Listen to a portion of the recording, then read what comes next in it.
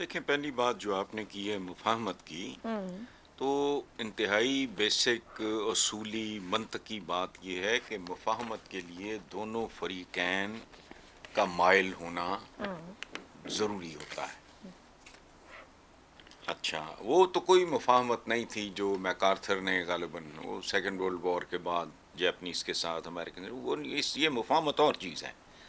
ताली एक हाथ से नहीं बचती। इस सूरत हाल में क्या हो रहा है मैं नहीं जानता।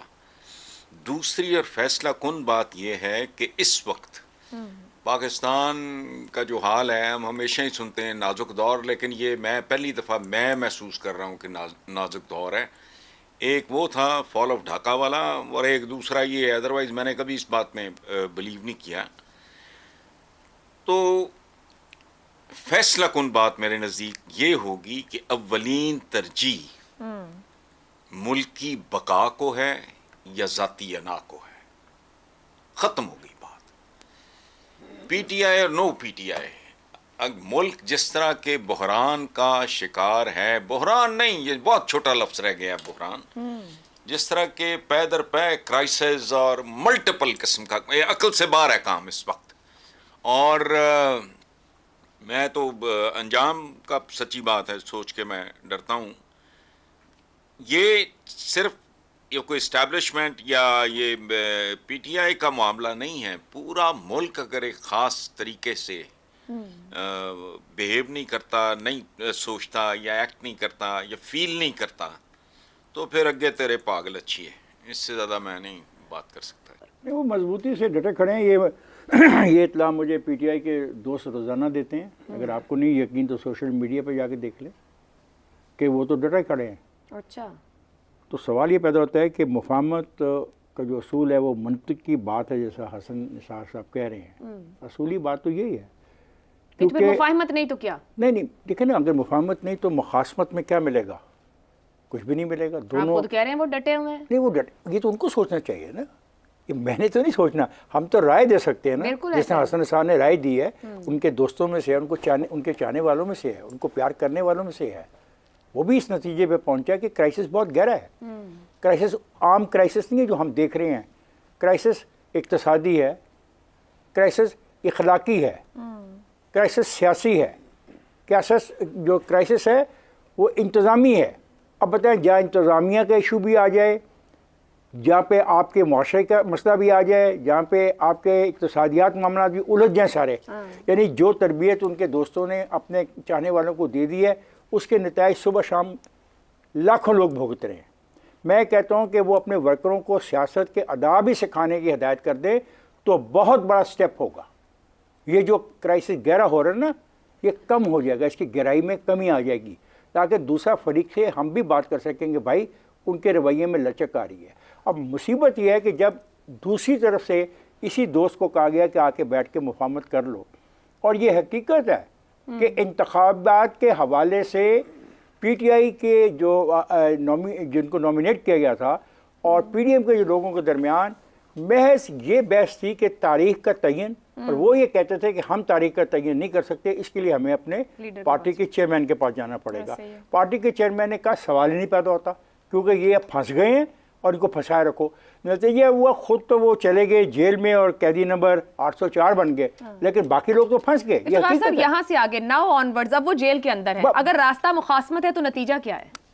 तबाही, पॉलिटिकली बहुत नुकसान होगा। मैं एक बात बता दूं, देखें आज मुझे ये बात कहने दें, जो स्पेस बनाई थी सियासतदानों ने पिछले 15 साल में इमरान खान की इस वजह से, उसकी सोच की वजह से वो स्पेस छिन गई है उन लोगों से जो जमहूरी अमल में यकीन रखते हैं, जो पार्लियामेंट में यकीन रखते हैं, जो पार्लियामानी निज़ाम में यकीन रखते हैं। तो मेरा यकीन है कि इमरान खान पार्लियामानी निज़ाम का हिस्सा रहना चाहते हैं, ये मेरा ख्याल है। क्योंकि जिस तरह का आपने मुझे बताया कि उसके दोस्त जा रहे हैं, मिल रहे हैं, तो फिर वो पार्लियामेंट का हिस्सा बन के ही फैसला में जाएंगे ना। अगर पार्लियामेंट का हिस्सा ही नहीं होंगे तो फिर कैसा फैसला और क्या हालात ठीक हो, मैं नहीं समझता। उनको एक बात को गौर करना चाहिए, उनके सब साथियों को, कि पार्लियामेंट है तो वो हैं, और अगर पार्लियामेंट नहीं है ना तो फिर वो नहीं चल पाएंगे। ठीक है, लेकिन वो ऊपर एक हसन साहब ने भी बात की थी कि दोनों फरीकैन का उस मुफाहिमत और उसके लिए बढ़ना, दोनों फरीकैन में मैं भी ये कह रहा हूँ, देखो बात सुनो, जब उनका रवैया क्लियर होगा तो शायद दूसरा फरीक भी समझे। अगर रवैया यही है जो हम सुबह शाम सोशल मीडिया पे देख रहे हैं, तो उस रवैये में भाई दूसरा फरीक, मैं उन्हीं की लीडरशिप की बात कर रहा हूं, वो बात करना चाह रहे हैं, वो सबके साथ बैठना चाह रहे हैं। दूसरा फरीक बिल्कुल कोई रियायत नहीं करेगा। मैं आपसे जलावतनी के ऑप्शन को ना इमरान खान मानेगा ना ये उसका ऑप्शन है, ये पता नहीं कौन लोग बता रहे हैं। देखिए, पीटीआई के नुक्ता नज़र से और पाकिस्तान की सियासत के नुक्ता नज़र से मेरा ख्याल है इमरान खान को या पीटीआई को जलावतनी का जो ऑप्शन है इसको बिल्कुल एक्सेप्ट नहीं करना चाहिए। ठीक, बिल्कुल एक्सेप्ट नहीं करना चाहिए। वो लाजिम और मलजूम है पाकिस्तानी सियासी निज़ाम का। और अगर वो ये है और जिस किस्म की मुश्किलात में वो घिरे हुए हैं पीटीआई वाले, इस वक्त पहला काम तो ये है कि जो बच सकता है उसको बचाया जाए। सही, जो बच सकता है उसको बचाया जाए और संभाला जाए, क्योंकि पार्टी तितर बितर हो रही है, लोग टूट रहे हैं। तो भले आपका निज़ाम नीचे ग्राउंड लेवल के ऊपर आपकी सपोर्ट वोटर बेस मौजूद है, लेकिन उसको चलाने के लिए भी तो कुछ लोग चाहिए ना। तो वो जब सब के सब या कैद होंगे या छोड़ देंगे आपको, तो फिर आपका निज़ाम चलाने वाला कोई बंदा नहीं रह गया, और यही इस वक्त सबसे बड़ी कमजोरी है। लेकिन ऑप्शन जहां पर यह आ जाती है कि आपने एक ऐसी दुकान से जाके दवा लेनी है जहां पर आप पहले भी जब गए थे तो उसका कोई आपको इलाज बीमारी को खातिर फाका नहीं हुआ था, वापस वहां जाने का तो फायदा नहीं है। और अगर आप पाकिस्तान की सियासत के पॉइंट ऑफ व्यू से देखते हो तो फिर तो लॉन्ग टर्म बेनिफिट पाकिस्तान की सियासत का और आपकी पार्टी की सियासत का और आपकी सियासत का इस कंडीशन के साथ कि आपने अपने अमल के ऊपर जो पिछले 4-5 साल या जितना टाइम मिला उसके ऊपर जो आपसे गलतियां हुई आप उनका यादा करें, आप उनको समझें, उसकी करेक्शन लेके आए, अपनी सियासी सोच के अंदर करेक्शन लेके आए। अगर ये सब कुछ आप करते हैं तो आप एक सतून हैं पाकिस्तानी सियासत के। उस सतून को कभी भी अपने आप को किसी के आगे इस तरीके से ज़ाया नहीं करना चाहिए। अगर उसका मुस्तकबिल है तो पाकिस्तान की जो बाकी सियासी जमातें हैं उनके साथ मिल के चलने में एक पार्लियामेंट की शक्ल के अंदर या किसी और शक्ल के अंदर मेरा ख्याल है उसके अंदर एग्जिस्ट करता है। अब सवाल आ जाएगा जब आप सब 3 इकट्ठे होंगे, 4 बड़े प्लेयर इकट्ठे होंगे, तो फिर सबको मैच करना पड़ेगा दूसरे को। आप बुराई की तरफ मैच मत कीजिए, उधर मत ढलकिए जहां पर गहराइयां और नीचे बहुत ज्यादा डीप डेप्थ्स हैं। आप अपने आप को ऊंचाई की तरफ लेके जाइए, बेहतरी लेके आइए, ताकि दूसरे भी मजबूर हों कि वो आपसे बेहतर परफॉर्म कर सकें। मेरा ख्याल है इसमें मुस्तकबिल है पाकिस्तान की सियासत का। लेकिन पाकिस्तान के वैसे मामला बहुत गंभीर हैं जो कि जिसका जिक्र इफ्तिखार साहब ने भी और हसन साहब ने भी किया। जाहिर है इस वक्त चैलेंजेस की नोयत टोटली डिफरेंट है, लेकिन क्योंकि आपका सवाल सिर्फ पीटीआई से मुतल्लिक है इसलिए मैंने पीटीआई के ऊपर ही फोकस किया। आप पहले सेगमेंट में शहजाद चौधरी साहब ने एक पॉइंट रेज किया कि नुमाइंदे कौन होते हैं, वो क्यों नहीं रजिस्ट करते। देखिए, मैं एज अ सिविलियन पाकिस्तानी मैं नहीं समझता कि नुमाइंदों को रजिस्ट उस तरह करना चाहिए जिस तरह 9 मई को हुआ था। वो एक है ना मुहावरा कि बेवकूफ़ दोस्त से दाना दुश्मन बेहतर है। मैं ना दाना हूँ ना दुश्मन हूँ, लेकिन बेवकूफ़ हो, मैं बेवकूफ़ दोस्त मुझे समझ लें। ठीक है, हाँ मैं बेवकूफ़ हूँ और मैं दोस्त लेकिन हूँ। मैं सिर्फ फ़ौज से ये चाहता हूँ कि वो अपने उस दायरा इख्तियार में रहे जो उसे आइन ने दिया है। फ़ौज को, अवाम को या सिविलियंस को या सियासी लीडरों को उस नहज तक नहीं लेके आना चाहिए जहाँ वो कहें तंग आमद बजंग आमद। क्यों आप करते हैं ऐसा?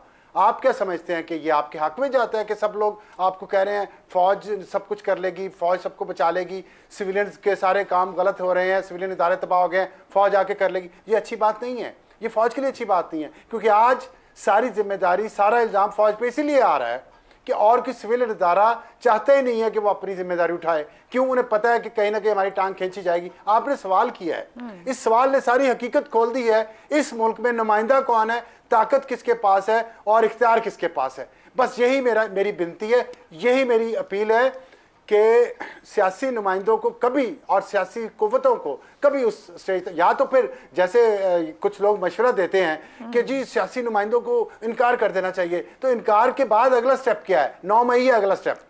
अगला स्टेप यही है कि अवाम आके खड़े हो जाए बाहर फौज के सामने। क्या आप ये चाहते हैं? मैं नहीं ये चाहता। हो सकता है कुछ लोग ये चाहते हो कि जी अवामी नुमाइंदे अपने लोगों को ला के फौज से लड़वा दें और फतह याब हो जाए। मैं नहीं ये चाहता। इस मुल्क में अनारकी होना, इस मुल्क में खून खराबा होना, मेरे ख्याल में ये इस मुल्क के साथ मोहब्बत नहीं है। सुलह सफाई से, अकल से, बातचीत से, डायलॉग से ये मामला हल होने चाहिए। और अब हर एक को ये सोचना चाहिए कि हमारा दायरा इख्तियार क्या है और हमने इससे बाहर नहीं निकलना, तभी हम आगे चल सकेंगे। और इसमें मुफाहमत होती है तो हो, कोई ये हक व बातिल की जंग नहीं है।